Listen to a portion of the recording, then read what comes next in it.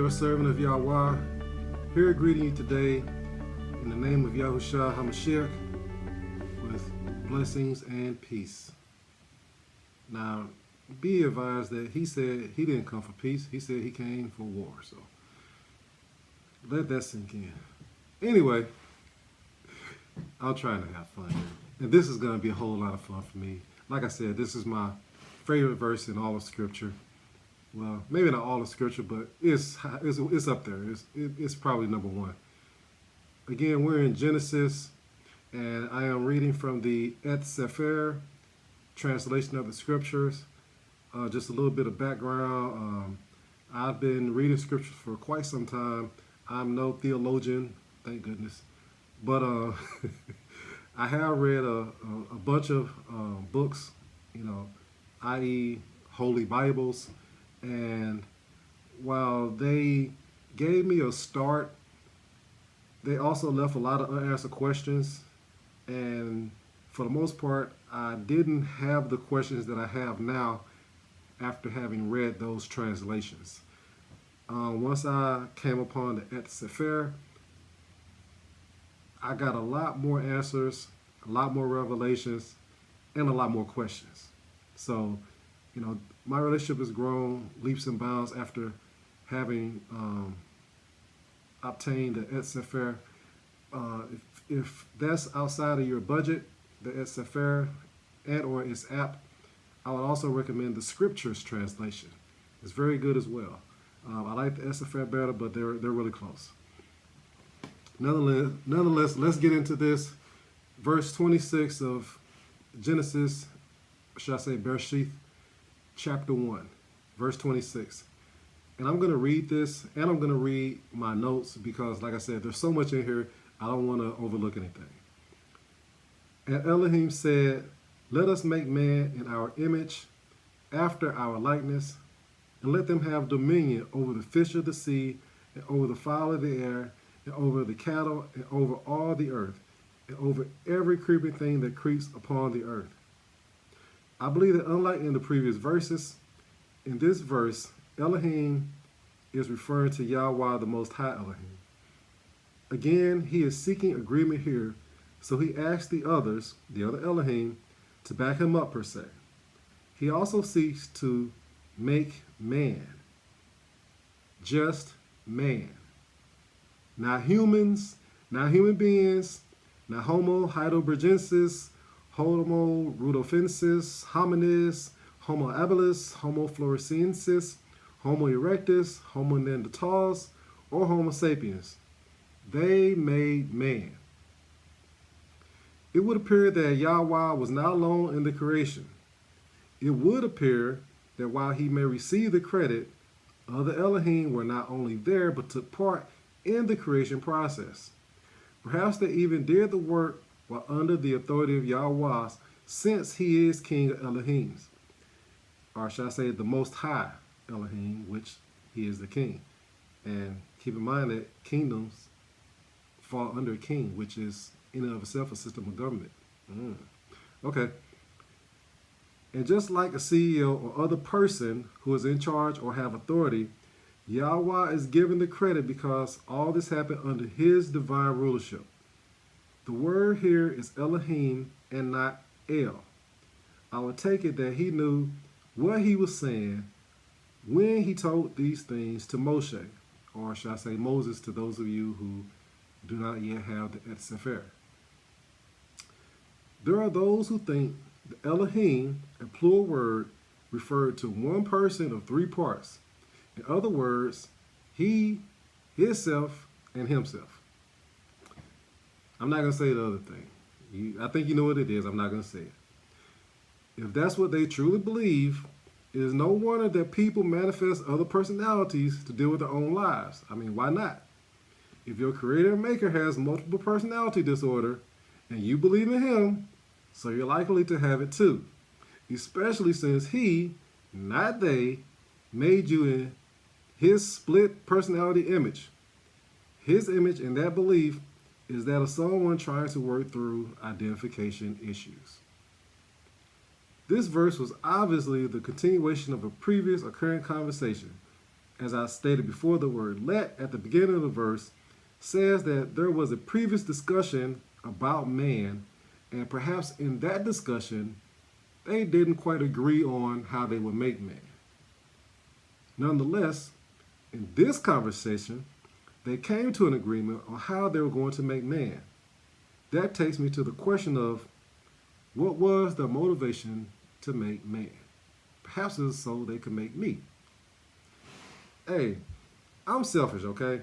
So if you don't think that all this was done just for you, yeah, more power to you. I think all this was done just for me.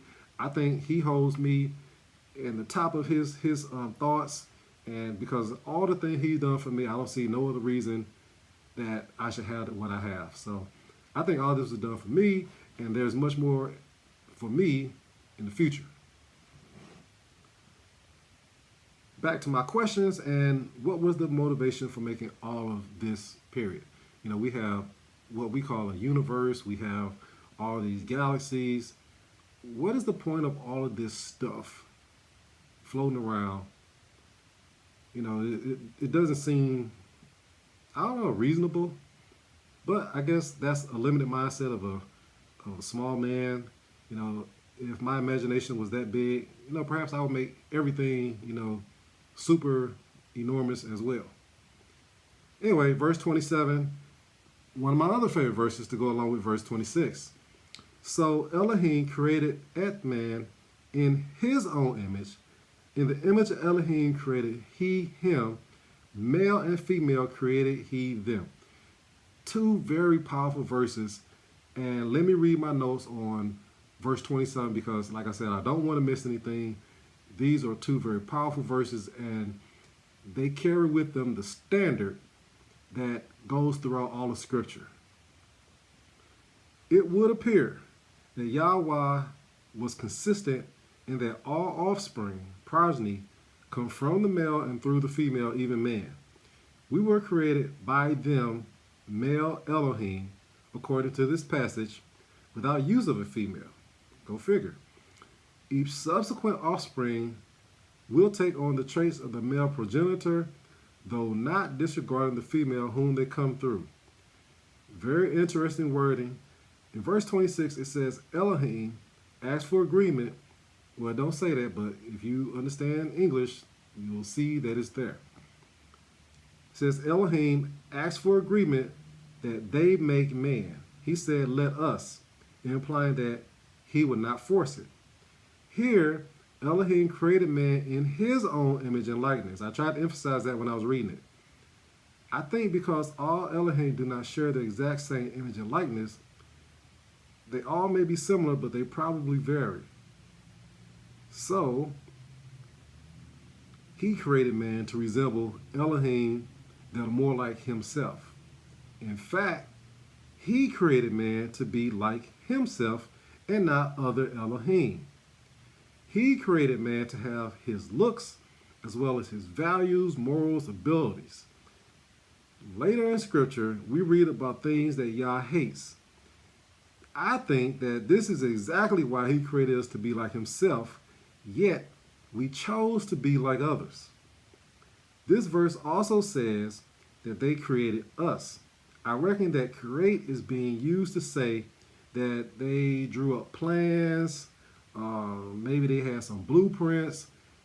You know, create is a weird word here in Scripture because our definition of it means to bring something into existence. Okay, if they brought us into existence, from where did they bring us? Okay, so whatever the definition of it is pretty mysterious here in Scripture. So just keep that in mind because I don't believe that word is used again in Scripture probably because it's so strange. Once they were satisfied with the end result, Yahweh blessed the plan that they made. So the next time you look at someone, anyone, remember that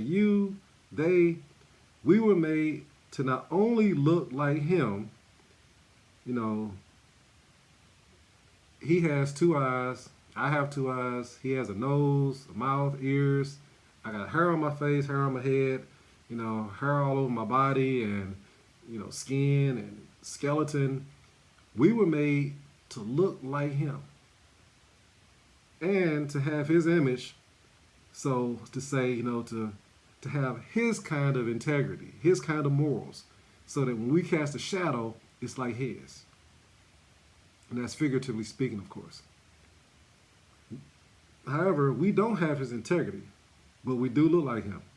We likely have the integrity of the other Elohim that he finds less desirable or less like himself.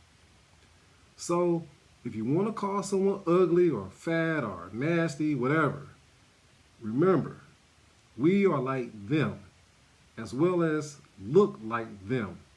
Ironically enough, people are always trying to play quote-unquote God, and that's a word that I hate. I should say, or we should say, people are always trying to play El or Elohim. Either one of those would work nicely. Nonetheless, they just see that term as a concept and not as an actual being. Elohim are actual beings whom made us like themselves. God is an unknown concept. However, like I said, Elohim is an actual being.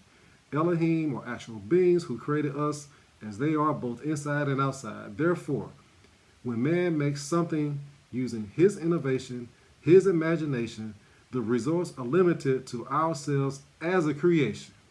We cannot make anything that does not have similar limitations to ourselves. Our innovations, things such as vehicles, computers, and others, all require fuel, oxygen, and water. Perhaps they don't require them all at the same time. A computer don't require water, at least no computer I know of. But these are just standards. They even expel and or produce waste. We are bound both physically and innovatively to the limitations we were created with.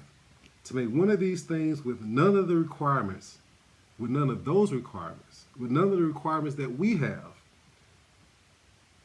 is pretty much unfathomable in any foreseeable future. It's not going to happen because the standard that the Elohim put forth in making us like themselves also applies to everything that we do. So wrap your mind around that one and send me some questions or comments. Let me know what you think. These are just two of my very favorite verses, and I hope I did them justice. Until next time, this is your servant Yahweh saying peace and blessings. In the name of Yahushua HaMashiach.